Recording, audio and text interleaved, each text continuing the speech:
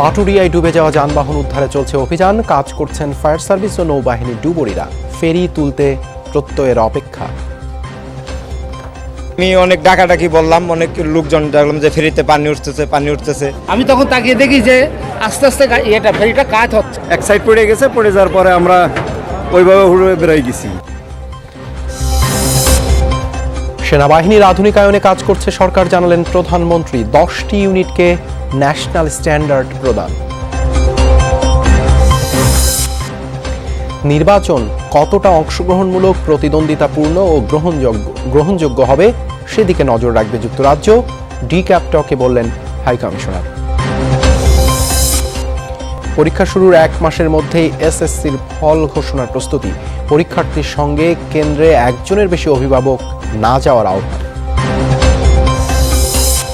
রাজধানীর ধানমন্ডি লেকে অবৈধ স্থাপনা উচ্ছেদে অভিযান। গুড়িয়ে দেয়া হলো এক সংসদ সদস্যের জায়গার সীমানা দেয়াল। প্লটটা কিন্তু সব বরাবরই একটাই, এটা কোনো সময় অতিরিক্ত লেকের দিকে কোনো 1 ইঞ্চি জায়গা নেওয়া হয়নি। এছাড়াও রাতের বাংলাদেশে থাকছে টি-20 বিশ্বকাপে হারের বৃত্তে বাংলাদেশ। মাত্র 124 রানের পুঁজি সহজেই টপকে গেল ইংল্যান্ড।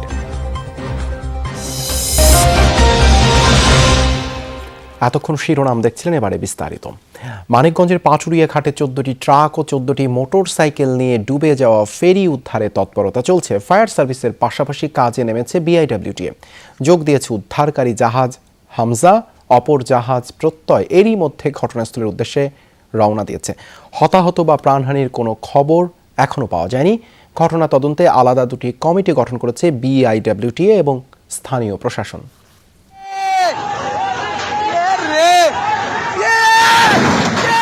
চোখের সামনে ডুবছে দানবাকৃতির নৌযান, অথচ চেয়ে দেখা ছাড়া যেন কিছুই করার নেই তীরবর্তী মানুষের।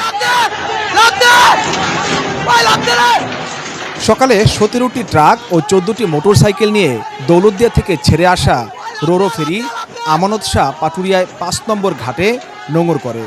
এর মধ্যে 3টি গাড়ি নামার পর হঠাৎই কাত হয়ে যায় একপাশে। পানি উঠতে থাকায় হুড়োহুড়ি করে নেমে যান ফেরির যাত্রী ও চালকরা। কাছাকাছি এসে তখন ফেরিতে অনেক পানি উঠেছিল। তা আমি অনেক ডাকাডাকি বললাম, অনেক লোকজন দেখলাম যে ফেরিতে পানি উঠতেছে।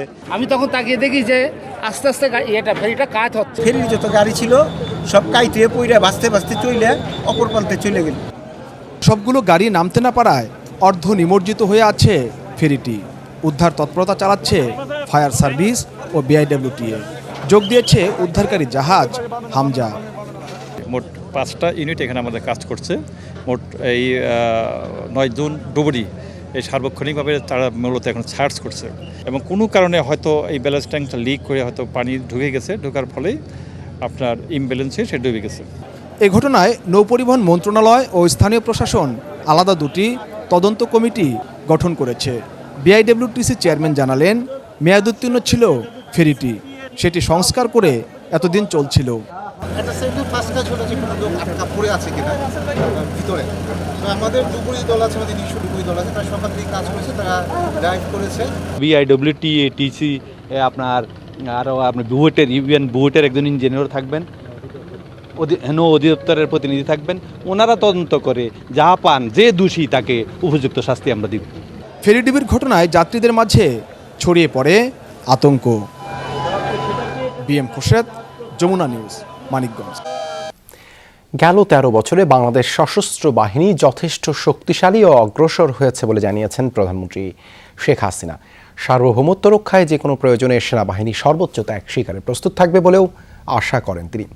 সকালে ভিডিও কনফারেন্সে চট্টগ্রামের হালি শহরে আর্টিলারি সেন্টার অ্যান্ড স্কুলে সেনাবাহিনীর 10টি ইউনিটকে ন্যাশনাল স্ট্যান্ডার্ড প্রদান অনুষ্ঠানে এসব কথা বলেন তিনি। দেশের সার্বভৌমত্ব রক্ষায় বহির্বিশ্বের সাথে তাল মিলিয়ে প্রতিদিনই আধুনিকায়ন করা হচ্ছে সশস্ত্র বাহিনীকে। অত্যাধুনিক সমরাস্ত্রের মাধ্যমে ক্রমেই বাড়ছে বাহিনীর সদস্যদের সক্ষমতা। চট্টগ্রাম আর্টিলারি সেন্টার অ্যান্ড স্কুলে আয়োজন ছিল এমন 10টি ইউনিটকে জাতীয় পতাকা প্রদান অনুষ্ঠান, যাতে ঢাকা থেকে যুক্ত ছিলেন প্রধানমন্ত্রী শেখ হাসিনা। সরকার প্রধানের পক্ষে সামরিক রীতিতে সেনাবাহিনী প্রধান জেনারেল SM শফিউদ্দিন আহমেদ 10টি ইউনিটকে জাতীয় পতাকা বা ন্যাশনাল স্ট্যান্ডার্ড প্রদান করেন। মুজিব রেজিমেন্ট এবং রওশনারা রেজিমেন্টকে দেয়া হয় সম্মানসূচক নতুন পতাকা। অনুষ্ঠানে শেখ হাসিনা বলেন, 3 বাহিনীর আধুনিকায়নে সবকিছুই করছে বর্তমান সরকার। আমাদের সশস্ত্র বাহিনী গত 13 বছরে এখন যথেষ্ট শক্তিশালী এবং অগ্রসর হয়েছে। আর বিশেষ করে জঙ্গিবাদ, সন্ত্রাস দমনে, প্রাকৃতিক দুর্যোগে জনগণের পাশে দাঁড়াতে এবং এই করোনা ভাইরাস মোকাবেলায় বিশেষ অবদান রেখে যাচ্ছেন। প্রধানমন্ত্রী বলেন, প্রাকৃতিক ও মানবসৃষ্ট দুর্যোগ মোকাবেলা করে মানবতা সেবায় সুনাম অর্জন করেছে 3 বাহিনী।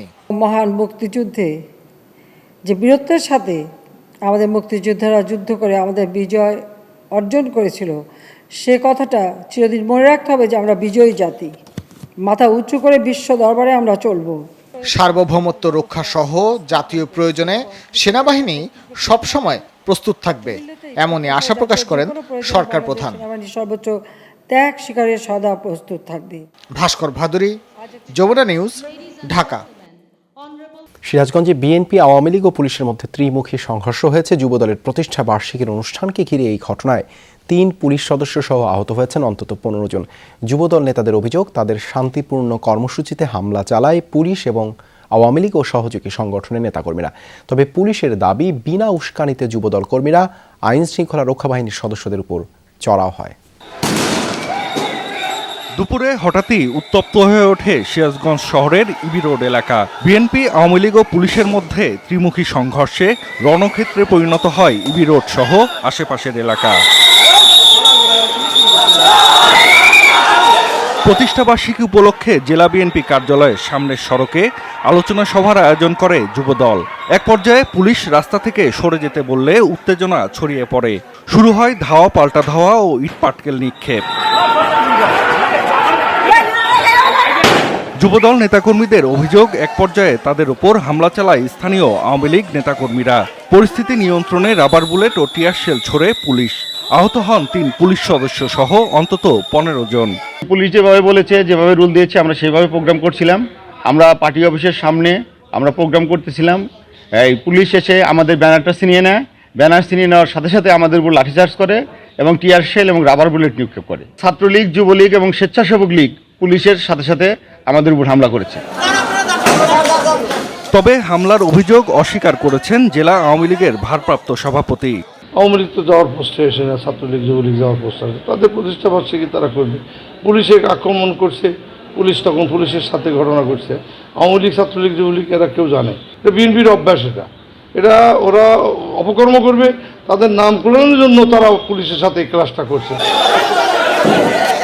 পুলিশের দাবি, যুবদল কর্মীরা বিনা উস্কানিতে আইন শৃঙ্খলা রক্ষা বাহিনীর সদস্যদের ওপর চড়াও হয়। যদিও ক্যামেরার সামনে কথা বলতে রাজি হননি কর্মকর্তারা। জাহিদ হাসান, যমুনা নিউজ। কুমিল্লার মণ্ডপের ঘটনায় ইকবালকে আটকের বিষয়টি সাজানো বলছে বিএনপি। দলীয় কার্যালয়ে সংবাদ সম্মেলনে মহাসচিব মির্জা ফখরুল ইসলাম আলমগীর বলেন, সরকারি মদদেই এসব ঘটনা হচ্ছে। নির্বাচন থেকে দূরে রাখতেই সরকার এই পরিকল্পনা বাস্তবায়ন করছে বলেও অভিযোগ করেন তিনি। গুটি কয়েক নেতাকর্মী নিয়ে চন্দ্রিমা উদ্যানে প্রবেশ করেন যুবদল নেতারা। তার আগে সভাপতি, সাধারণ সম্পাদক দফায় দফায় কথা বলেন পুলিশের সঙ্গে। এখানে আমাদের নির্ধারিত প্রোগ্রাম, কিন্তু প্রশাসন কর্তৃপক্ষ আমাদের যেতে দিচ্ছে না। অবশ্যই আমরা যাব। তাদের যে বাকশালী চরিত্র সেটি তারা প্রদর্শন করছে। শ্রদ্ধা নিবেদনের প্রোগ্রামেও আজকে বাধা দেওয়া হচ্ছে।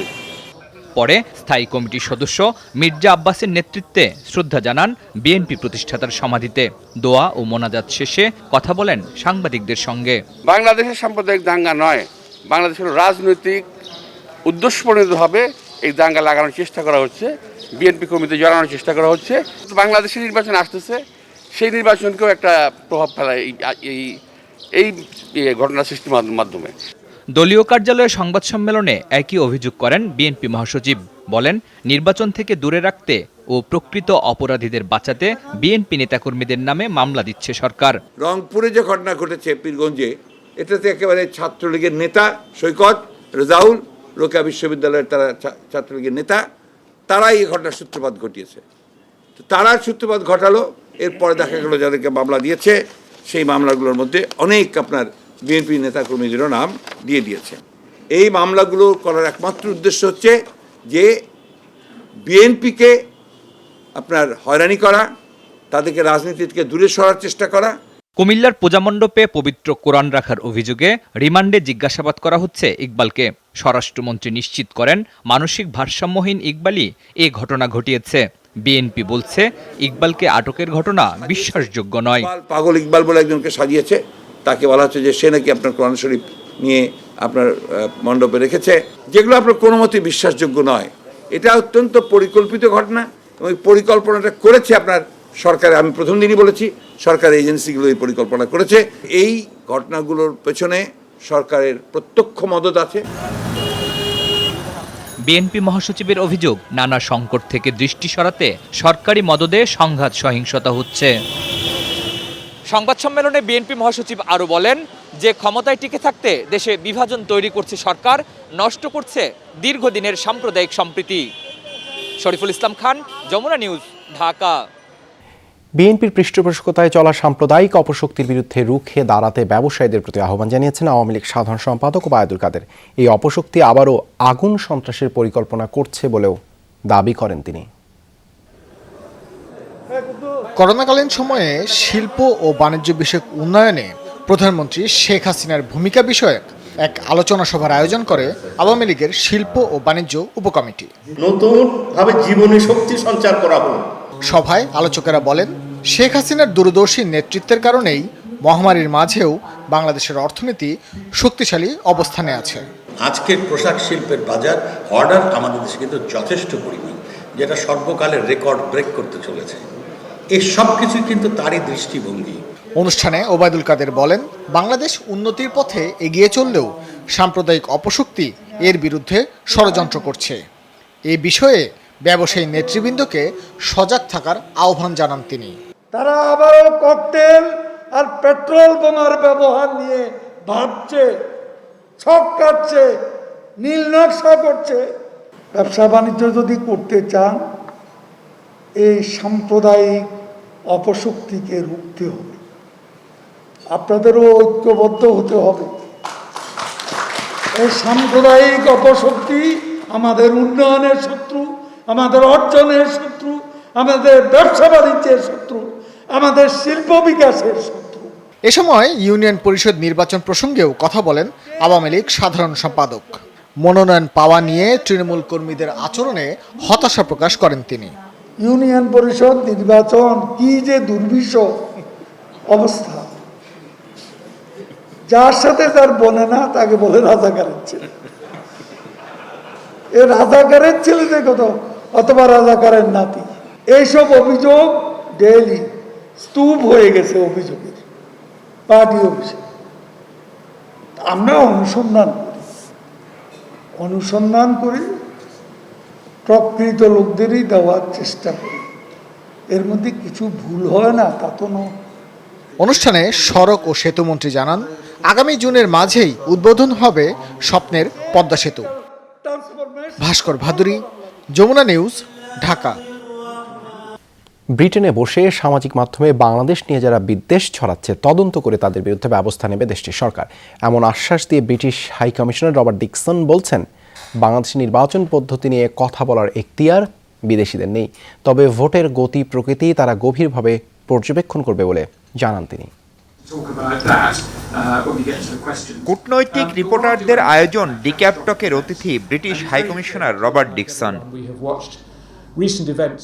বক্তৃতায় আসন্ন জলবায়ু সম্মেলন ছাড়াও ঢাকা লন্ডন সম্পর্ক, বিনিয়োগ সহ দ্বিপাক্ষিক সব বিষয়ে কথা বলেন ব্রিটিশ দূত। ব্রিটেনে বসে বাংলাদেশ নিয়ে অপপ্রচার প্রসঙ্গে জানতে চান সাংবাদিকরা। রবার্ট বলেন, মত প্রকাশের স্বাধীনতার সীমা লঙ্ঘন করলে আইনি ব্যবস্থার সুযোগ আছে।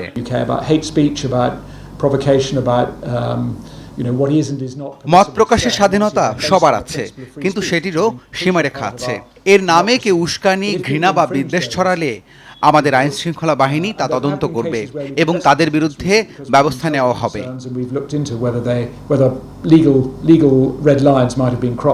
নির্বাচন কমিশন গঠন বা নির্বাচন প্রক্রিয়া বন্ধু রাষ্ট্র হিসেবে ব্রিটেন গভীরভাবে পর্যবেক্ষণ করবে বলেও জানান তিনি। বলেন, সব বিষয়ে বিদেশিদের কথা বলার সুযোগ নেই।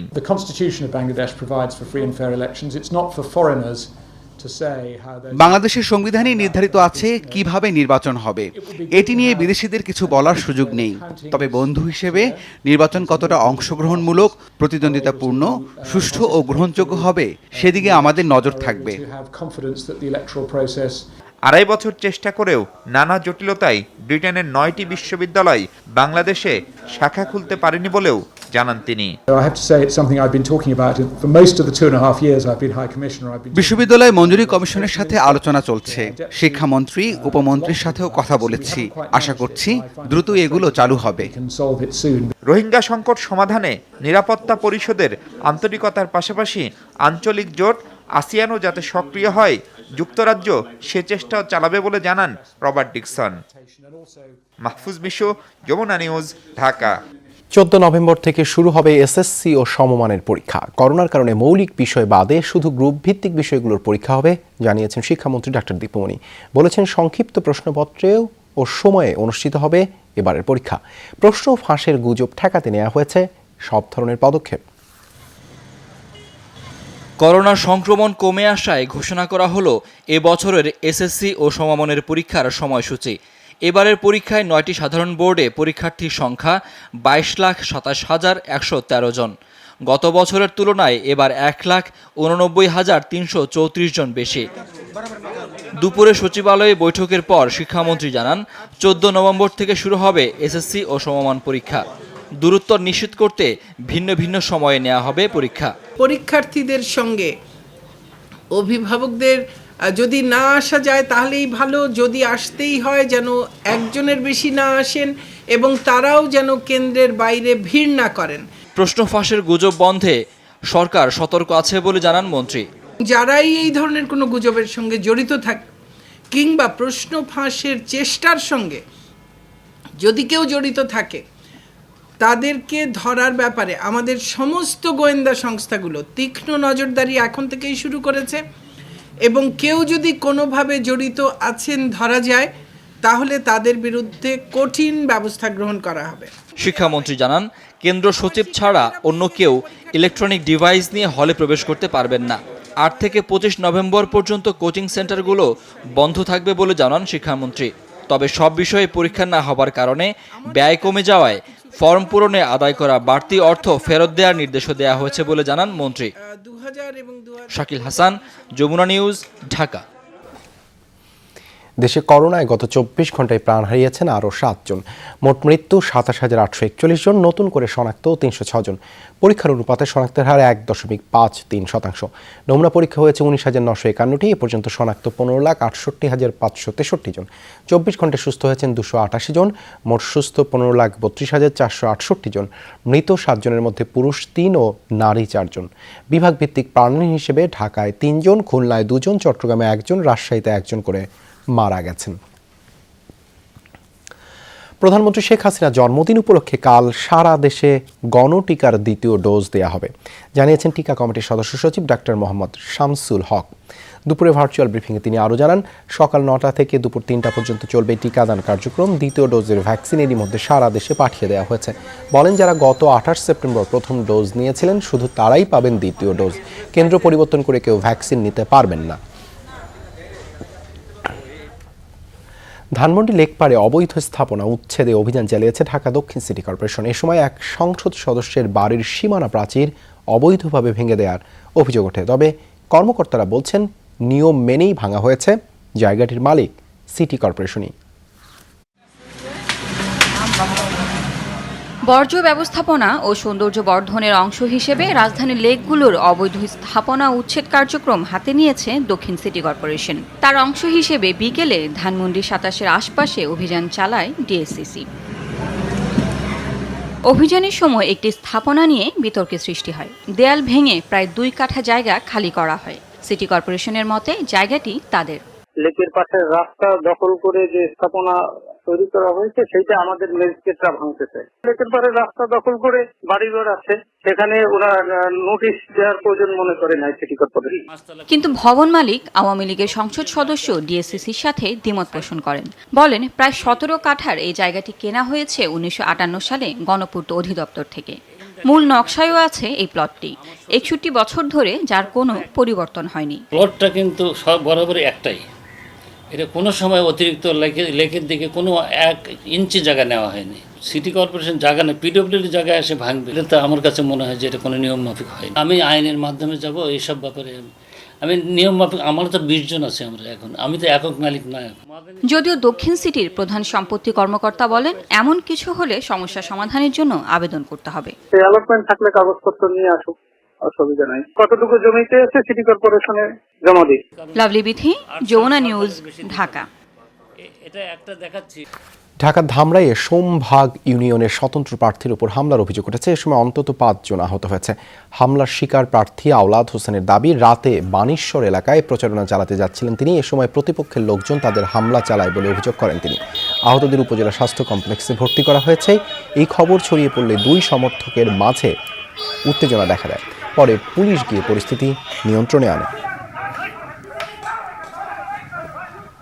ডিবি পরিচয় ডাকাতির প্রস্তুতিকালে পুলিশি সরঞ্জাম, ইয়াবা ও 2টি গাড়ি সহ 9 জনকে আটক করেছে ডিবি পুলিশ। মঙ্গলবার রাজধানীর মতিঝিল ও মোহাম্মদপুর এলাকা থেকে তাদেরকে গ্রেপ্তার করা হয়। কেউ পুলিশ, ডিবি বা আইন শৃঙ্খলা বাহিনীর সদস্য পরিচয় দিলে তা যাচাই করে নেয়ার অনুরোধ করেছে পুলিশ। চলছিল ডাকাতির প্রস্তুতি। গাড়িতে পুলিশের নাম, ডিবির জ্যাকেট, হ্যান্ডকাফ, নকল পিস্তল। কোনোভাবেই বোঝার উপায় নেই এরা সবাই নকল ডিবি। আর এভাবেই ডিবি পরিচয় দিয়ে ব্যবসায়ীদের তুলে নিয়ে গিয়ে টাকা ছিনিয়ে নিত চক্রটি। কিন্তু ডাকাতির আগেই হাতে নাতে গ্রেফতার হলো সংঘবদ্ধ চক্রের 9 জন। জব্দ করা হয় 2টি গাড়ি, 5000 পিস ইয়াবা, নকল পিস্তল সহ পুলিশের সরঞ্জাম। আমরা বিভিন্ন জায়গায় অভিযান চালিয়ে বুধবার ডিএমপির ব্রিফিংয়ে জানানো হয়, ব্যাংক থেকে টাকা তুলতে যাওয়া ব্যবসায়ীদেরকেই টার্গেট করত চক্রটি। এরা বিভিন্ন ব্যাংক পাড়া এলাকায়, বিশেষ করে মতিঝিল এলাকা বা যে এলাকাগুলিতে ট্রানজ্যাকশন বেশি হয় ওই এলাকাগুলিতে এই ডাকাত দলের সদস্যরা তারা গাড়িতে করে, মাইক্রোবাসে করে যে সকল মানুষগুলি টাকা তুলতে যায় বা টাকা নিয়ে বাসায় যেতে চায় এইরকম লোকগুলি তারা টার্গেট করে প্রায়শই তাদেরকে তাদের গাড়ি তুলে নিয়ে টাকাটা নিয়ে তারা তাদেরকে বিভিন্ন জায়গায় ফেলে চলে যায়। কেউ আইন শৃঙ্খলা রক্ষাকারী বাহিনীর পরিচয় দিলে কি করবে মানুষ, জানান ডিএমপির যুগ্ম কমিশনার। যে আইন শৃঙ্খলা বাহিনীর কথা বললেই, ডিবির কথা বললেই বা র্যাবের কথা বললেই আপনারা সহজেই তাদের সাথে যাবেন না। একটু আপনারা মানুষকে একটু জমায়েত করার চেষ্টা করবেন এবং যাচাই করার চেষ্টা করবেন। যাচাই না করে আইন শৃঙ্খলা বাহিনী তার সাথে চলে গেলে এতে ক্ষতি হওয়ার সম্ভাবনা বেশি থাকে। গ্রেফতারকৃতদের বিরুদ্ধে মতিঝিল থানায় ডাকাতি ও মাদকের 2টি মামলা করা হয়েছে। ডিবি ড্রেস পরে বা র্যাবের ড্রেস পরে অথবা ওয়্যারলেস সেট দেখলেই আপনারা পুলিশ মনে করার কোনো কারণ নাই, ভুয়া পুলিশও হতে পারে। শওকত মঞ্জুর শান্ত, যমুনা নিউজ, ঢাকা। সিলেটের দক্ষিণ সুরমা সরকারি কলেজের শিক্ষার্থী আরিফুল ইসলাম রাহাত হত্যার ঘটনায় প্রধান আসামি শামসুদ্দোহা সাদিকে গ্রেপ্তার করেছে সিআইডি। কুষ্টিয়া দুর্গম চর এলাকা থেকে তাকে গ্রেপ্তার করা হয়। বুধবার সংবাদ সম্মেলনে সিআইডির বিশেষ পুলিশ সুপার মুক্তা ধর জানান, নিহত রাহাত ও আসামি সাদি একই কলেজের একই শ্রেণীর ছাত্র ছিল। আসামি সাদি কলেজের এলাকার বাসিন্দা হয় এবং বয়সে বড় হওয়ায় রাহাতের কাছে সিনিয়রিটি দাবি করে আসছিল। এজন্য দুজনের মধ্যে বিবাদ শুরু হয়। এরই জেরে হত্যাকাণ্ড সংঘটিত করে সাদি। এদিকে বিবাহ বহির্ভূত সম্পর্কের জেরে স্ত্রীর প্রেমিককে পিটিয়ে হত্যার অভিযোগে স্বামী আমিনুল ইসলামকে গ্রেপ্তার করা হয়েছে। রংপুরের পীরগঞ্জ থেকে তাকে গ্রেপ্তার করে সিআইডি। বাসায় এসে তিনি বাসায় দেখতে পারেন যে আনোয়ার পারভেজ সেখানে অবস্থান করছেন এবং তাকে দেখে প্রথমে তিনি তার সাথে বিভিন্ন কথা কাটাকাটি শুরু করেন এবং বিভিন্ন অকথ্য ভাষায় গালিগালাজ শুরু করেন এবং কাছেই একটি লাঠি তিনি দেখতে পান। পরে সেই লাঠি দিয়ে উপর্যুপরি তাকে আঘাত করেন এবং আঘাত করে সেখান থেকে পালিয়ে যান। যমুনা ফিউচার পার্কে চলছে হুরাইন ফেব্রিক্স এক্সপো 2021। প্রদর্শনীর 5ম দিনে দর্শনার্থীর সংখ্যা ছিল প্রচুর। দিনভর বিভিন্ন দেশের বায়ার ও মার্চেন্ডাইজাররা ঘুরে ঘুরে হুরাইনের প্রদর্শনী দেখেছেন। সকাল 10টা থেকে সন্ধ্যা 6টা পর্যন্ত ঘুরে দেখা যাবে এই প্রদর্শনী। 23 অক্টোবর শুরু হয়ে শেষ হবে আগামীকাল।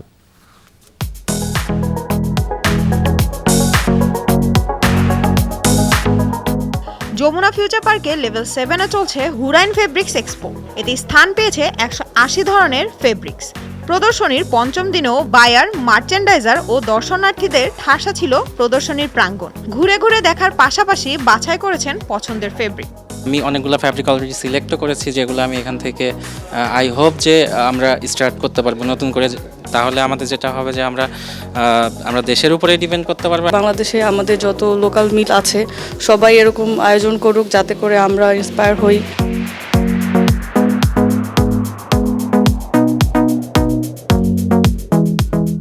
হুরাইন হাইটেক ফেব্রিক্সের ব্যানারে এমন আয়োজনে মুগ্ধ বায়ার ও মার্চেন্ডাইজাররা।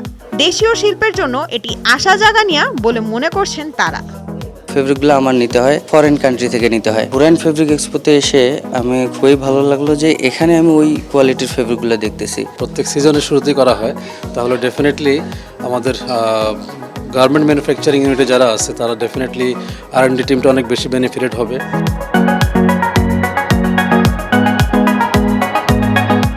বায়ার, মার্চেন্ডাইজারদের স্বতঃস্ফূর্তভাবে অংশগ্রহণে খুশি আয়োজকরাও।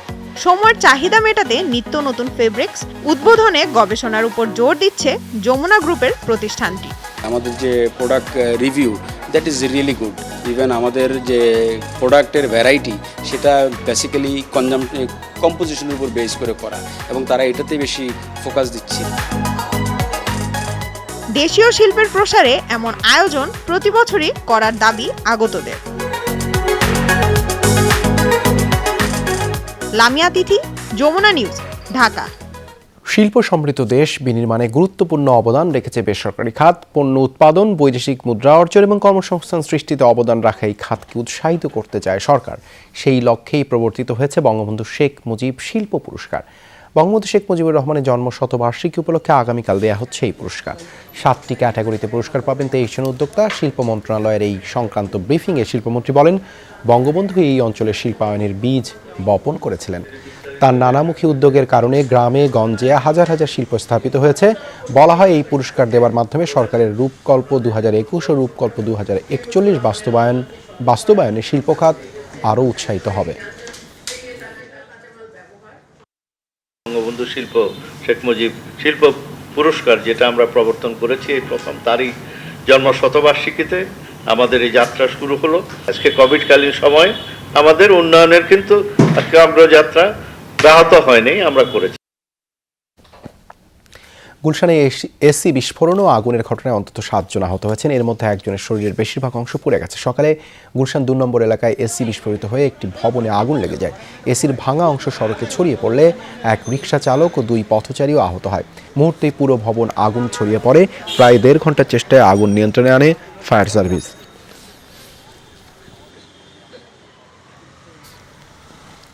সুদানে গৃহযুদ্ধ ঠেকাতেই ক্ষমতা নিয়ন্ত্রণ নিয়েছে সেনাবাহিনী। মঙ্গলবার সংবাদ সম্মেলনে এমন দাবি করেন সেনা প্রধান general Abdel Fattah al Burhan. বলেন, নিরাপত্তার খাতে তার বাড়িতে রাখা হয়েছে পদচ্যুত প্রধানমন্ত্রী আবদাল্লাহ হামদকে। সেনা অভ্যুত্থানের বিরুদ্ধে এখনও বিক্ষোভ চলছে দেশটিতে। চলমান আন্দোলনে নিহতের সংখ্যা বেড়ে দাঁড়িয়েছে 10 জনে। বেসামরিক সরকার উৎখাতের প্রতিবাদে এখনও উত্তাল সুদান। রাজধানী খার্তুমে টানা দ্বিতীয় দিনের মতো অবরোধ করে রাখা হয়েছে রাস্তাঘাট, সেতু, বন্ধ দোকানপাট। এখনও বিচ্ছিন্ন ফোন ও ইন্টারনেট সংযোগ। নিরাপত্তা বাহিনীর সাথে সহিংসতায় বেড়েছে হতাহতের সংখ্যা। 30 অক্টোবর গণবিক্ষোভের ডাক দিয়েছে আন্দোলনকারীরা। জনগণ স্বতঃস্ফূর্তভাবে রাস্তায় নেমেছে।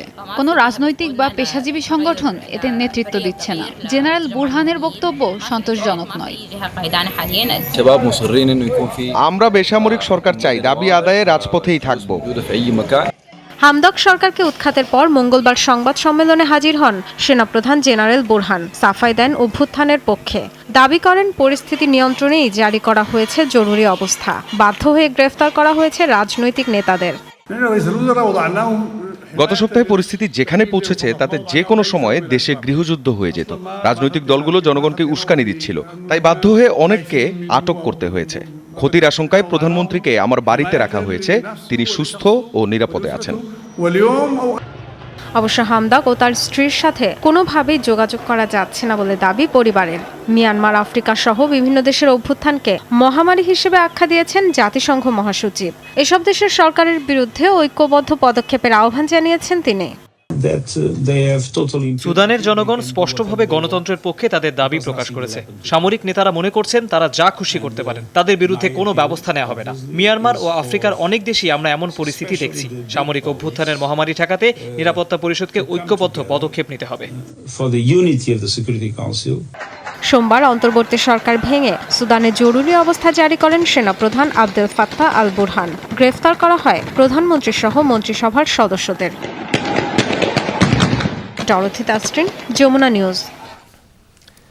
আটকের প্রায় ৮ মাসের মাথায় প্রথম সামরিক আদালতে সাক্ষ্য দিলেন মিয়ানমারের ক্ষমতাচ্যুত নেত্রী অং সান সুচি। তার বিরুদ্ধে আনা জনগণকে উস্কানি দেওয়ার অভিযোগ অস্বীকার করেছেন তিনি।